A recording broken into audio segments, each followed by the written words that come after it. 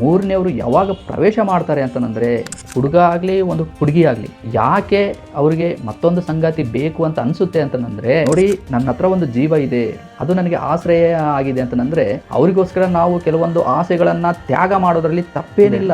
ಯಾವುದೇ ರೀತಿಯಾದ ಸಂಬಂಧ ಇರಲಿ, ನಾವು ಅದನ್ನು ಸರಿಯಾದ ಜಾಗದಲ್ಲಿ ಇಟ್ಟರೆ ಮಾತ್ರ ನಾವು ನೆಮ್ಮದಿಯಾಗಿರೋಕ್ಕೆ ಸಾಧ್ಯ.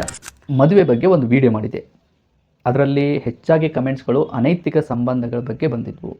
ನೋಡಿ, ಅನೈತಿಕ ಸಂಬಂಧ ಇದು ಸರಿನಾ? ನೋಡಿ, ಒಂದು ಉದಾಹರಣೆ ಹೇಳಬೇಕಂದ್ರೆ, ಮಿಂಚುಗುಳ ಹಿಂದೆ ಹೋದ್ವಿ ಅಂತಂದರೆ ಮಿಂಚುಗುಳದಲ್ಲಿ ಬೆಳಕಿದೆ, ನಾವು ಅದರ ಹಿಂದೆ ಹೋದರೆ ಬೆಳಕು ಸಿಗುತ್ತೆ ಅಂತ ನಾವೇನಾದ್ರು ಅಂದ್ಕೊಂಡ್ವಿ ಅಂತಂದರೆ ಅದು ನಮ್ಮನ್ನು ಖಂಡಿತ ದಾರಿ ತಪ್ಪಿಸುತ್ತೆ.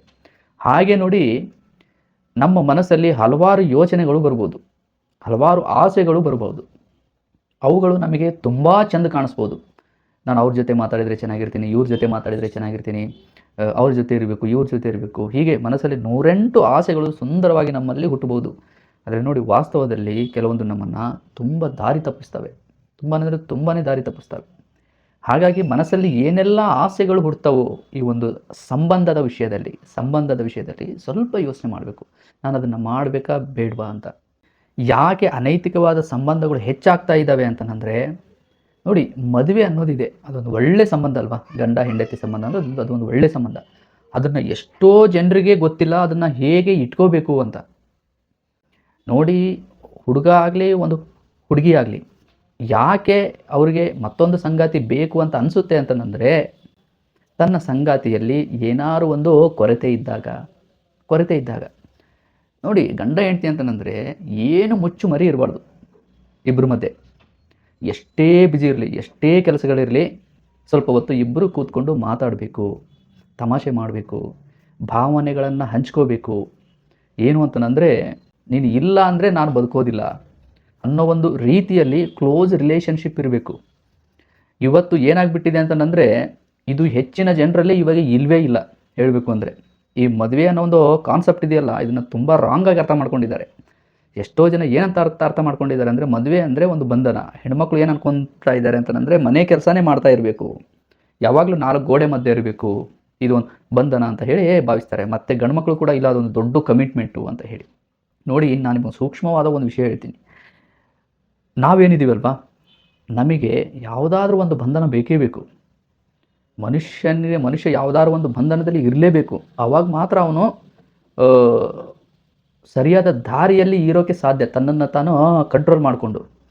ಇಲ್ಲ, ಅವನಿಗೆ ಯಾವುದೇ ಕಮಿಟ್ಮೆಂಟ್ ಇಲ್ಲ, ಯಾವುದೇ ಬಂಧನ ಇಲ್ಲ, 100% ಅವನಿಗೆ ಫ್ರೀಡಮ್ ಇದೆ ಅಂತಂದರೆ ಆ ಫ್ರೀಡಮ್ ಅವನು ಹೇಗೆ ಬೇಕಾದರೂ ಉಪಯೋಗಿಸ್ಬೋದು. ಅಂದರೆ ನೋಡಿ, ಮನುಷ್ಯ ಅಂದರೆ ಆತುರ ಜೀವಿ. ಇವಾಗ ನೋಡಿ, ಫಾರ್ ಎಕ್ಸಾಂಪಲ್ ಹೇಳಬೇಕು ಅಂತಂದರೆ, ಒಬ್ಬ ವ್ಯಕ್ತಿ ಕೈಯಲ್ಲಿ ಸಾಕಷ್ಟು ದುಡ್ಡಿದೆ ಅಂತ ಅಂದ್ಕೊಳ್ಳಿ. ಆ ವ್ಯಕ್ತಿಗೆ ಒಳ್ಳೆ ಕೆಲಸ ಮಾಡ್ತಾ ಇದ್ದಾನೆ, ಸಾಕಷ್ಟು ಚೆನ್ನಾಗಿ ದುಡ್ಡು ಬರ್ತಾ ಇದೆ. ಆವಾಗ ವ್ಯಕ್ತಿಗೆ ಫ್ರೀಡಮ್ ಇರೋದ್ರಿಂದ ಅವನ ತಲೆಯಲ್ಲಿ ಏನೆಲ್ಲ ಯೋಚನೆಗಳು ಬರ್ಬೋದು.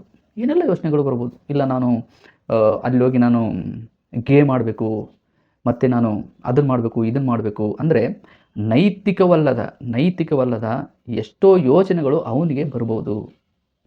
ಹಾಗಾಗಿ ಅವನ್ನ ಸಡನ್ನಾಗಿ ಮಾಡೋಕ್ಕೆ ಹೋಗ್ಬೋದು. ಕೆಲವೊಂದು ಸಲ ದೇಹದ ಚಟಗಳಿಗೆ ಅಡಿಕ್ಟ್ ಆಗ್ಬೋದು, ಡ್ರಗ್ಸಿಗೆ ಅಡಿಕ್ಟ್ ಆಗ್ಬೋದು.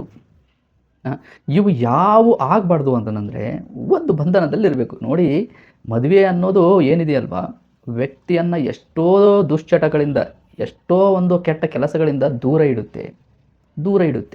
ಅದೇ ರೀತಿಯಲ್ಲಿ ನೋಡಿ, ಹೆಣ್ಮಕ್ಳಿಗೆ ಕೂಡ 100% ಫ್ರೀಡಮ್ ಇತ್ತು ಅಂತಂದರೆ ಹೆಣ್ಮಕ್ಳು ತಲೆಯಲ್ಲಿ ಏನೆಲ್ಲ ಓಡ್ತಾ ಇರ್ತವೆ, ಅವನ್ನವರು ಹಿಂದೆ ಮುಂದೆ ಯೋಚನೆ ಮಾಡಿದ್ರೆ ಸಡನ್ನಾಗಿ ಎಲ್ಲವನ್ನು ಮಾಡೋಕ್ಕೆ ಮುಂದಾಗ್ಬೋದು.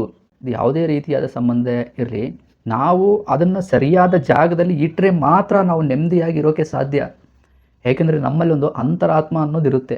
ನಮ್ಮ ಮನಸ್ಸು ಹೇಳ್ಬೋದು, ಇಲ್ಲ ನೀನು ಅವ್ರ ಜೊತೆಗೂ ಅದನ್ನು ಮಾಡು, ಇದನ್ನು ಮಾಡು ಅಂತ ಹೇಳಿ.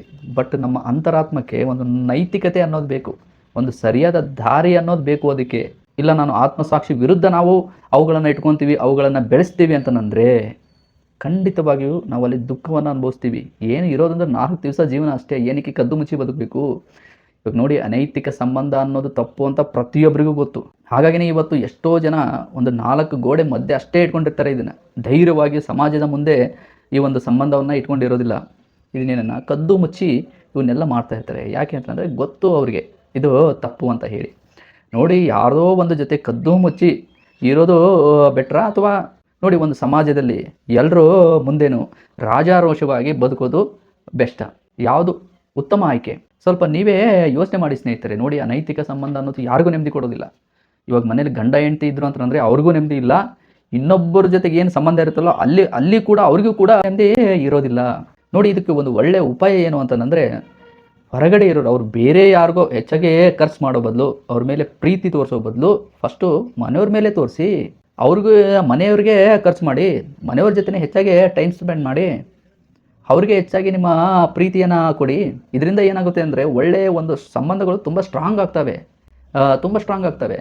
ನೋಡಿ, ಇವಾಗ ನಿಮಗೆ ಏನೇ ಒಂದು ಸಣ್ಣದೊಂದು ತೊಂದರೆ ಆದರೂ ಕೂಡ ಫಸ್ಟು ನಿಂತ್ಕೊಳ್ಳೋದು ಮನೆಯವರೇ, ನಿಮ್ಮ ಒಂದು ಸಂಗಾತಿನೇ. ಜೊತೆಲಿ ಯಾರಿರ್ತಾರಲ್ವ ಅವರೇ. ಅಕಸ್ಮಾತ್ ನಿಮಗೊಂದು ಆಕ್ಸಿಡೆಂಟ್ ಆಯಿತು, ಏನೋ ಒಂದು ತೊಂದರೆ ಆಯಿತು ಅಂತಂದ್ರು ಫಸ್ಟು ನಿಂತ್ಕೊಳ್ಳೋದು ನಿಮ್ಮ ಸಂಗಾತಿ. ಅಲ್ಲಿ ಯಾವುದೋ ಒಂದು 2ನೇ ಸಂಬಂಧ 3ನೇ ಸಂಬಂಧ ಅದು ಯಾವುದೇ ಹೆಚ್ಚಾಗಿ ತಲೆ ಕೆಡಿಸ್ಕೊಳ್ಳೋದಿಲ್ಲ. ಯಾಕೆ ಕೆಲವೊಬ್ಬರು ಮದುವೆ ಆದಮೇಲೂ ಕೂಡ ಅವರಲ್ಲಿ ಒಂದು ಒಳ್ಳೆಯ ಸಂಬಂಧ ಇರೋದಿಲ್ಲ ಅಂತಂದರೆ ಒಬ್ಬರನ್ನೊಬ್ಬರು ಅರ್ಥ ಮಾಡ್ಕೊಂಡಿರೋದಿಲ್ಲ. ನೋಡಿ, ಇಬ್ಬರು ಜೊತೆಯಾಗಿರೋದು ಅಂತಂದರೆ ನಮ್ಮ ಇಷ್ಟದ ಪ್ರಕಾರ ಅವರು ಇರೋದಿಲ್ಲ. ಅವರು ಇಷ್ಟದಂತೆ ನಾವು ನಡ್ಕೊಳ್ಳೋದು. ಅದು ಹುಡುಗ ಆಗಲಿ ಹುಡುಗಿ ಆಗಲಿ. ನೋಡಿ, ನನ್ನ ಹತ್ರ ಒಂದು ಜೀವ ಇದೆ, ಅದು ನನಗೆ ಆಶ್ರಯ ಆಗಿದೆ ಅಂತಂದರೆ ಅವರಿಗೋಸ್ಕರ ನಾವು ಕೆಲವೊಂದು ಆಸೆಗಳನ್ನು ತ್ಯಾಗ ಮಾಡೋದ್ರಲ್ಲಿ ತಪ್ಪೇನಿಲ್ಲ. ಅವರಿಗೋಸ್ಕರ ನಾವು ಸೋಲೋದ್ರಲ್ಲಿ ತಪ್ಪೇನಿಲ್ಲ. ಬೇರೆ ಯಾರಿಗೋ ಹೊರಗಡೆ ಇರೋರಿಗೆ ನಾವು ತಲೆ ಬಗ್ಗಿಸ್ತಾ ಇದ್ದೀವ? ಇಲ್ಲ, ನಮ್ಮವ್ರಿಗೆ ತಾನೇ, ನನ್ನ ಸ್ವಂತ ಸಂಗಾತಿಗೆ ತಾನೇ. ನೋಡಿ, ಈ ಒಂದು ಮನಸ್ಥಿತಿ ಇರಬೇಕು. ಈ ಒಂದು ಮನಸ್ಥಿತಿ ಏನೇ ಕಷ್ಟ ಬರಲಿ, ಏನೇ ಬರಲಿ, ಹೊಂದಿಕೊಂಡು ಹೋಗೋ ಒಂದು ಸ್ವಭಾವ ಇರಬೇಕು. ನೋಡಿ, ಯಾರಲ್ಲಿ ಒಬ್ರಿಗೊಬ್ರು ಅರ್ಥ ಮಾಡ್ಕೊಳ್ಳೋ ಒಂದು ಗುಣ ಇರುತ್ತೋ ಅವರು ರಿಲೇಷನ್ಶಿಪ್ಪು ತುಂಬ ಸ್ಟ್ರಾಂಗ್ ಆಗಿರುತ್ತೆ. ಇವರು ಮಧ್ಯೆ 3ನೇವರು ಪ್ರವೇಶ ಮಾಡೋಕ್ಕೆ ಸಾಧ್ಯನೇ ಇಲ್ಲ. 3ನೇವರು ಯಾವಾಗ ಪ್ರವೇಶ ಮಾಡ್ತಾರೆ ಅಂತಂದರೆ ಗಂಡ ಹೆಂಡತಿ ಮಧ್ಯೆ ಸರಿಯಾದ ಒಂದು ಸಂಬಂಧ ಇಲ್ಲದೆ ಇರುವಾಗ, ಇಬ್ಬರು ಮಧ್ಯೆ ಬಿರುಕು ಬಿಡ್ತು ಅಂತಂದರೆ ಅಲ್ಲಿ 3ನೇ ವ್ಯಕ್ತಿ ಎಂಟ್ರಿ ಕೊಡ್ತಾನೆ.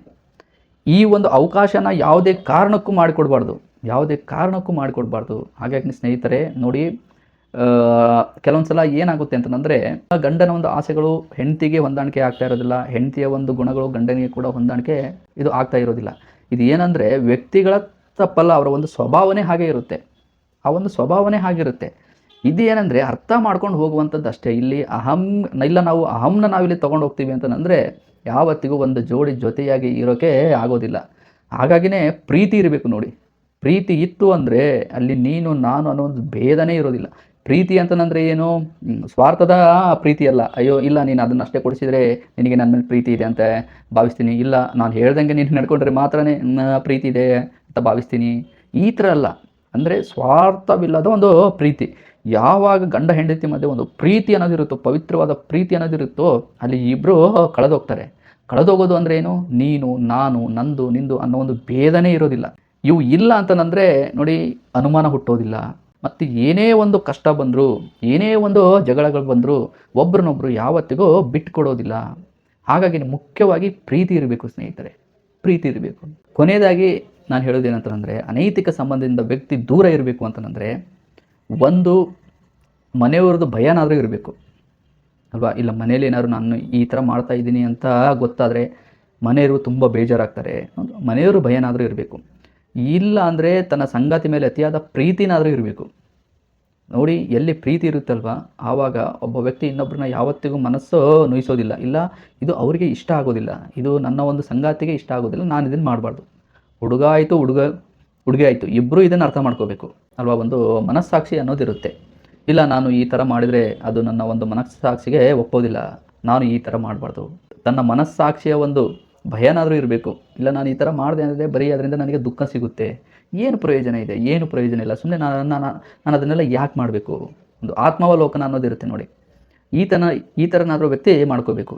ಇಲ್ಲ, ಇದು ಯಾವುದೂ ಇಲ್ಲ ಅಂತಂದರೆ ದೇವರದ ಒಂದು ಭಯನಾದರೂ ಇರಬೇಕು ಅಲ್ವಾ? ನೋಡಿ, 4 ಗೋಡೆ ಮಧ್ಯೆ ನನ್ನನ್ನು ಯಾರು ನೋಡಿಲ್ಲ ಅಂದರೂ ಪರವಾಗಿಲ್ಲ, ಭಗವಂತ ನೋಡ್ತಿರ್ತಾನೆ ಅನ್ನೋ ಒಂದು ಭಗವಂತನ ಒಂದು ಭಯನಾದರೂ ಇರಬೇಕು. ಇವು ಯಾವೂ ಇಲ್ಲ ಅಂತಂದರೆ ವ್ಯಕ್ತಿ ಆರಾಮಾಗಿ ಇಂಥ ತಪ್ಪುಗಳನ್ನು ಮಾಡೋಕ್ಕೆ ಮುಂದಾಗ್ತಾನೆ. ಹಾಗಾಗಿ ವ್ಯಕ್ತಿ ತನ್ನನ್ನು ತಾನು ಕಳ್ಕೊಬಾರ್ದು. ತನ್ನನ್ನು ತಾನು ಕಳ್ಕೊಳ್ಳೋದು ಅಂತಂದರೆ ಏನು? ಮನುಷ್ಯ ಆಗೋದು ಬೇರೆ, ಪ್ರಾಣಿ ಆಗೋದು ಬೇರೆ. ನೋಡಿ, ಬರೀ ಊಟ, ನಿದ್ದೆ, ಕಾಮ, ಬರೀ ಇವುಗಳಲ್ಲೇ ನಾವಿದ್ವಿ ಅಂತಂದರೆ ಪ್ರಾಣಿಗಳೇ ಸಮ. ಇಲ್ಲ, ನಾವು ಇದಕ್ಕೂ ಒಂದು ಸ್ಟೆಪ್ಪು ಮೇಲೆ ಇರ್ತೀವಿ ಅಂದರೆ ನಾವು ಒಳ್ಳೆ ರೀತಿಯಿಂದ ಬದುಕ್ತೀವಿ, ನಮಗೆ ಅಂತಲೇ ಒಂದು ನಿಯಮಗಳು ಇದ್ದಾವೆ, ಸಮಾಜ ಮೆಚ್ಚೋ ಥರ ಬದುಕ್ತೀವಿ.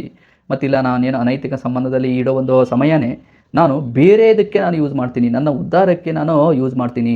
ಇಂಥ ಗುಣಗಳನ್ನು ಇಟ್ಕೊಂಡು, ಇಂಥ ಒಂದು ಯೋಚನೆಗಳನ್ನು ಇಟ್ಕೊಂಡು ಬದುಕಿದಾಗ ಮಾತ್ರ ವ್ಯಕ್ತಿಯೊಬ್ಬ ಮನುಷ್ಯ ಆಗ್ತಾನೆ. ಇಲ್ಲಾಂದರೆ ಬರೀ ಪ್ರಾಣಿಗಳ ಸ್ವಭಾವನೇ ಇರುತ್ತೆ ಅವನಲ್ಲಿ.